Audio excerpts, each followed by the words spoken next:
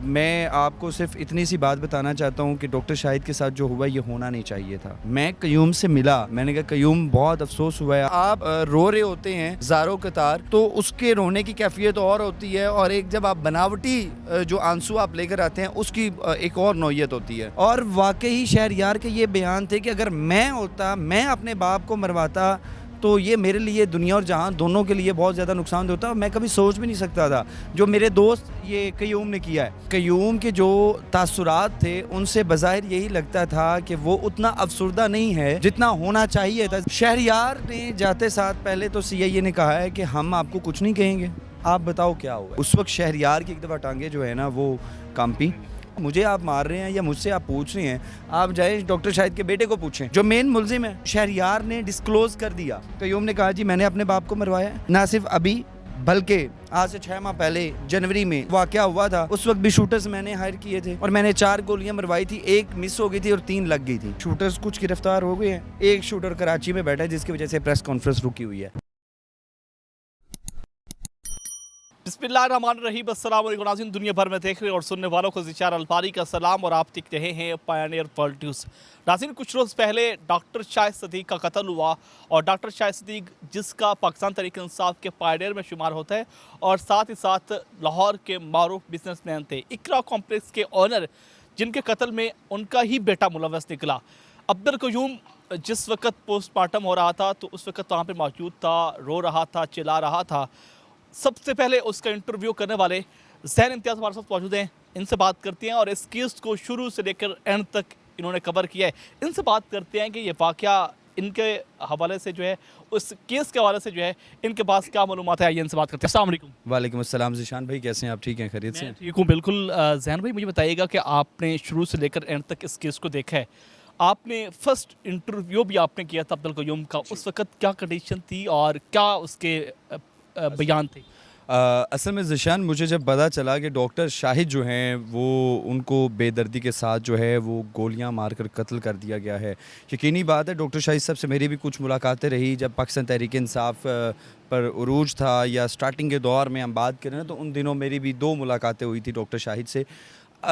Technically बात ये थी कि मुझे जब पता चला कि डॉक्टर शाहिद का इंतकाल हो गया और उनकी डेड बॉडी को जो है वो हमीदा हॉस्पिटल, पहले वो वहाँ पर वलेंशिया लेकर गए, लेकिन वहाँ पर चूँकि जैसे ही वहाँ पर पहुँचे थे तो वो एक्सपायर हो चुके थे। वहाँ से फिर इनको पोस्टमार्टम के लिए जिन्ना हॉस्पिटल लेकर आया गया। जिन्ना हॉस्पिटल में अंदर पोस्टमार्टम हो रहा था, और यकीनी बात है एक दुख की घड़ी थी, एक दुख का मरहला था। तो उस टेन्योर में हमारी कोशिश ये होती है कि अगर हमने रिपोर्टिंग भी करनी होती है तो बड़े हसास तरीके से करनी होती है। मैं जैसे पोस्टमार्टम रूम में गया हूँ, वहाँ पर मैंने देखा कि अंदर पोस्टमार्टम हो रहा है। उसके बाद जो है पुलिस की भी नफरी मौजूदा, डीआईजी साहब भी वहाँ पर आए, और कयूम वहाँ पर साइड पे कुछ दोस्तों के साथ खड़ा हुआ था। मैं कयूम से मिला, मैंने कहा कयूम बहुत अफसोस हुआ है आपसे, यानी कि ज़ाहिर सी बात है कि वालिद साहब, वालदैन का वो रिश्ता होता है जिसका कोई नेमुल बदल नहीं होता। तो ही जस्ट से कि मैं आपको सिर्फ इतनी सी बात बताना चाहता हूँ कि डॉक्टर शाहिद के साथ जो हुआ ये होना नहीं चाहिए था। ठीक है, मैंने कहा कि यकीनी बात है, दुख का मरहला है, मैं आपका इंटरव्यू करना चाहता हूँ। उनको मैं हॉस्पिटल यानी कि पोस्टमार्टम रूम के से लेकर मैं बाहर आया हूँ, मेन गेट पर लेकर आया हूँ, वहाँ पर मैंने इंटरव्यू किया। मैंने कहा कि मुझे बताइएगा कि लास्ट मुलाकात क्या हुई, आपकी लास्ट बात क्या हुई। उन्होंने कहा जी लास्ट बात ये हुई है कि मुझे मेरे वालिद साहब कहते हैं कि आप मेरी कोई बात नहीं मानते, लिहाजा आज जिम नहीं जाना, आज आपने खाना मेरे साथ खाना है। तो बाद में लास्ट पे वो ये कहते हैं कि अब खाना तो जन्नत में खाया जाएगा उनके साथ। अच्छा, मतलब ये वहाँ पर कोई मुतालबा नहीं, कोई बात नहीं, बस उसने ये कहा कि जन्नत में मुलाकात। कयूम के जो तासुरात थे उनसे बज़ाहिर यही लगता था कि वो उतना अफसुर्दा नहीं है जितना होना चाहिए था। ज़ाहिर सी बात है, लेकिन उस वक्त कुछ और शक शुबात है कि शायद डॉक्टर शाहिद जिनका शुमार एक पाकिस्तान के नामवर बिजनेसमैन में होता है, वो तो बहुत बड़ी प्रॉपर्टी है, बहुत अमाउंट है, बहुत बड़ा बिज़नेस है, तो शायद बिज़नेस की वजह से वो डॉक्टर शाहिद के जो बेटे हैं कयूम, वो ये चाह रहे थे कि अब सारा बिज़नेस जो है वो मुझे मिल जाएगा, लिहाजा अब मैं जो है रिलैक्स होके खाऊँगा। लेकिन कुछ ही इंटरव्यू देखे, इंटरव्यू में एक दो बार वो मुस्कुराया भी है। मुस्कुराया नहीं खैर कह सकते, रोने की कोशिश की है उसको हम कह सकते हैं। मुस्कुरा नहीं रहा था। बेसिकली जब आप एक रो रहे होते हैं ज़ारों कतार, तो उसके रोने की कैफियत और होती है, और एक जब आप बनावटी जो आंसू आप लेकर आते हैं उसकी एक और नौयत होती है। जैसे ही मेरा वो फिर राबता हुआ CIA से, मज़ीद मैंने तफ्तीश के हवाले से पूछा, ज़राए से पूछा, उन्होंने मुझे यही कंफर्म किया कि अभी तक जो है ना वो चीज़ें नहीं कंफर्म हो रही। अब बारी आ जाती है कि आगे कार्रवाई की। CIA को पता कैसे चला? CIA को पता तब चला जब कयूम के एक दोस्त को CIA ने उठा लिया। शहरयार को। शहरयार नाम है जिसका। शहरयार ने जाते साथ पहले तो CIA ने कहा है कि हम आपको कुछ नहीं कहेंगे, आप बताओ क्या हुआ है।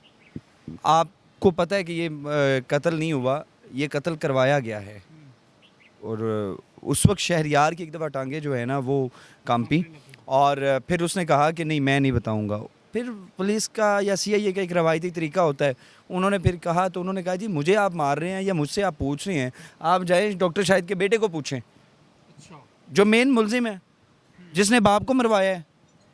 और वाकई शहरयार के ये बयान थे कि अगर मैं होता, मैं अपने बाप को मरवाता, तो ये मेरे लिए दुनिया और जहां दोनों के लिए बहुत ज़्यादा नुकसान होता, और मैं कभी सोच भी नहीं सकता था जो मेरे दोस्त ये कयूम ने किया है। अब बारी आ जाती है, आगे चलते हैं जी। अब शहरयार ने डिस्क्लोज़ कर दिया।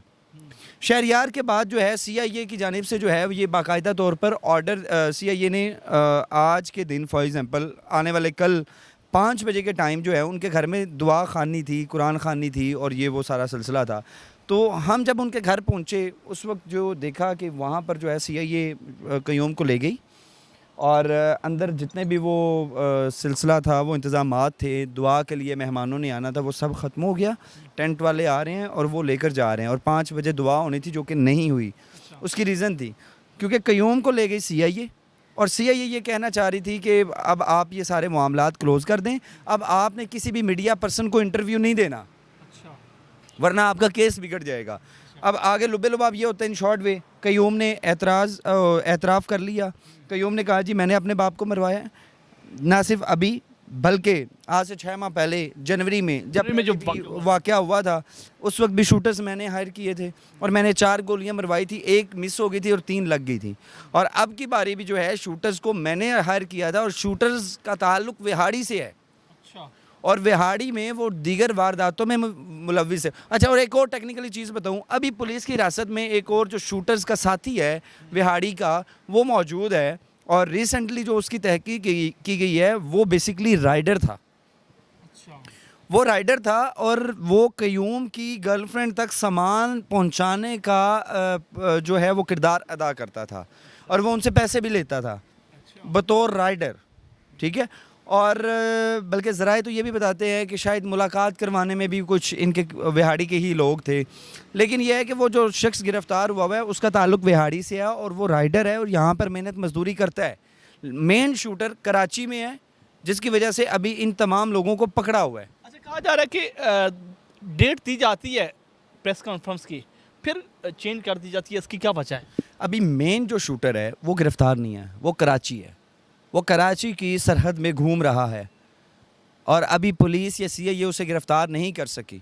जब आप मेन शूटर को नहीं पकड़ेंगे तो दूसरों पर जिस तरह मुकदमा बात करना आसान है लेकिन साबित करना मुश्किल है, इसी तरह मुकदमा या प्रेस कॉन्फ्रेंस करना और उसके बाद उसको साबित करना मुश्किल हो जाता है। मुझे भाई बताइएगा ज़ैन भाई कि इस वक्त जो सूरत हाल बनी हुई है, किस कहाँ तक पहुँचेगा? सूरत हाल ये है कि बाप कब्र में है, बेटा जेल में है, एक बेटा है वो घर है, एक बहन है वो घर है, और एक माँ है, यानी कि 3 लोग अब घर में मौजूद हैं, और तीनों इसी यानी कि कश्मकश में है कि अब आगे क्या होगा। आगे होना कुछ भी नहीं है। आप देख लें डायरेक्ट 302 तो उस पर अटैम्प्ट नहीं हो रही, 302 नहीं अटैम्प्ट हो रही।